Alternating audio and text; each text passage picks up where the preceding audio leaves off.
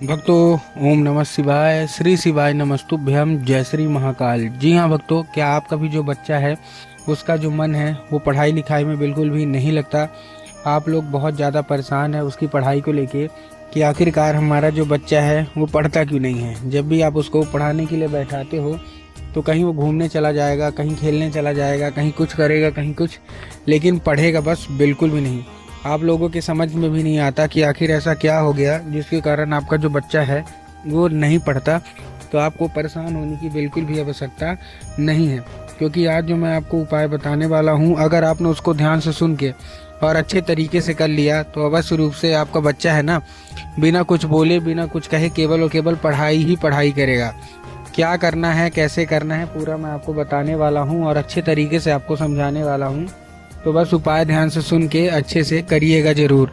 देखिए, आपको भी पता है कि पूज्य गुरुदेव की जो कथा होती है उसमें लाखों की भीड़ आती है। कैसे भीड़ आती है? लाखों की भीड़ आती है।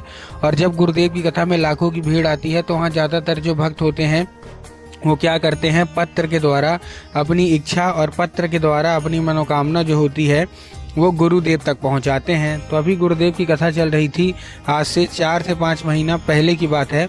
गुरुदेव की कथा चल रही थी और गुरुदेव की कथा में लाखों की भीड़ आई।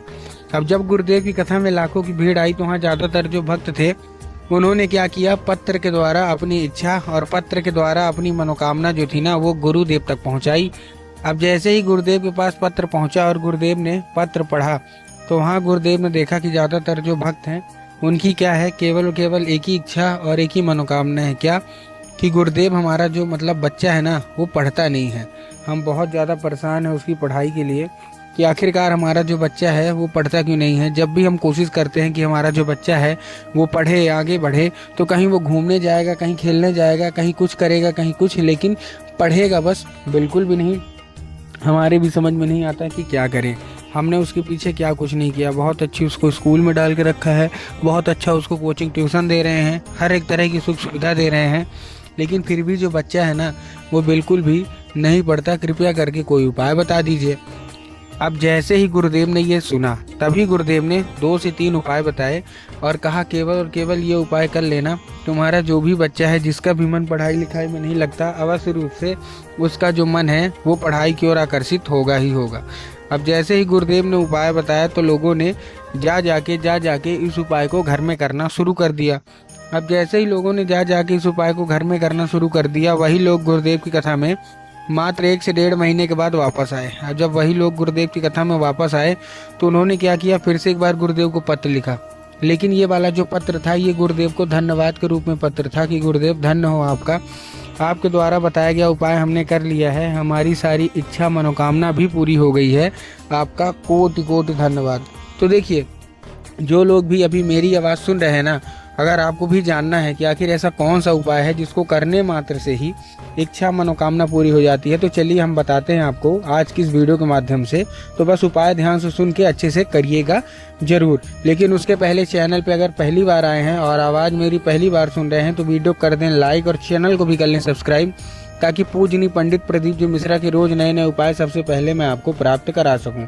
तो देखिए, जो हमारा सबसे पहला उपाय है, इस उपाय में आपको लेना है 3 काली तिल और साथ में लेना है आपको 1 धतूरा। तो 3 काली तिल ले लिया, साथ में 1 धतूरा ले लिया। अब लेने के बाद आपको करना क्या है, जैसे आपने लिया लेने के बाद आपको केवल और केवल एक काम करना है। जैसे आपने लिया लेने के बाद आप अपने बच्चे को दे दीजिए। अब देखिए, काली तिल और काली मिर्च में ना बहुत सारे लोगों के मन में कंफ्यूजन भी आता है कि काली तिल लेना है कि काली मिर्च। तब गुरुदेव ने साफ साफ बताया कि काली तिल ही लेना है। ठीक, ले लिया। लेने के बाद अपने बच्चे के हाथ में उसको देना है और भेज देना है कहाँ, सीधा सीधा शिव मंदिर। अब जैसे ही आपका बच्चा शिव मंदिर पहुँचेगा, शिव मंदिर पहुँचने के बाद उसको बोलिएगा कि दक्षिण दिशा में खड़ा हो जाए और उत्तर की ओर अपना चेहरा कर ले। अब देखिए, दक्षिण और उत्तर में भी ना बहुत सारे लोगों के मन में कंफ्यूजन आता है कि दक्षिण क्या है, उत्तर क्या है, हमको थोड़ा साफ साफ बताओ। तब गुरुदेव ने साफ साफ बताया है कि आप जिस भी शिव मंदिर जा रहे हैं उस शिव मंदिर का जिधर साइड जलाधारी होगा आपको अपना चेहरा उधर साइड करके खड़े हो जाना है। ठीक, खड़े हो गए। खड़े होने के बाद आपको क्या करना है, एक नाम लेके, कौन सा, महादेव का बहुत ही सुंदर सा नाम है श्रम्भेश्वर महादेव। तो आपको करना क्या है, केवल और केवल श्रम्भेश्वर महादेव का नाम लेके और उन्हीं का स्मरण करके आपको चुपचाप अर्पित कर देना है बस। पूज्य गुरुदेव कहते हैं कि अगर आपने श्रम्भेश्वर महादेव का ये उपाय कर लिया तो अवश्य रूप से सारी इच्छा मनोकामना जो है वो पूरी होनी ही होनी है। ये था कौन सा? ये था हमारा पहला उपाय। अब हम चलते हैं अपने दूसरे उपाय की ओर। इस उपाय में आपको करना क्या है? इस उपाय में जितनी भी माताएं हैं खासकर उनके लिए ही ये उपाय है। तो इस उपाय को करने के लिए आपको सबसे पहले क्या चाहिए? केवल और केवल एक लाल फूल चाहिए। अब देखिए, लाल फूल में भी बहुत ज़्यादा कन्फ्यूज़न होता है कि कौन सा लें, तो आप गुलाब का फूल ले लीजिए। लेकिन इस उपाय को करने के लिए आपके घर में माता सरस्वती की फोटो या मूर्ति होना अति अनिवार्य है। अगर आपके घर में माता सरस्वती की फोटो या मूर्ति है तब तो अच्छी बात है, लेकिन अगर आपके घर में माता सरस्वती की फोटो या मूर्ति नहीं है तो आपको बाजार जाना है, माता सरस्वती की फोटो या मूर्ति लाना है और घर में उनको स्थान दे देना है। ठीक, दे दिया। स्थान देने के बाद शाम के वक्त में जब भी आपके घर में पूजा पाठ होती है, आपको वो लाल फूल उठाना है, माता सरस्वती को अर्पित करना है और माता से उसको औषधि के रूप में मांगना है कि माता कृपया करके हमको इसको औषधि के रूप में प्रदान करिए। अब क्या होगा? अब ये औषधि का रूप ले लेगा। अब आपको करना क्या है? उसी रात जब आपका बच्चा अच्छे तरीके से खाना पीना खा के सो जाए तो आपको वो लाल फूल उठाना है और अपने बच्चे के माथे पे 2 से 3 बार आपको क्या कर देना है? फेर देना है।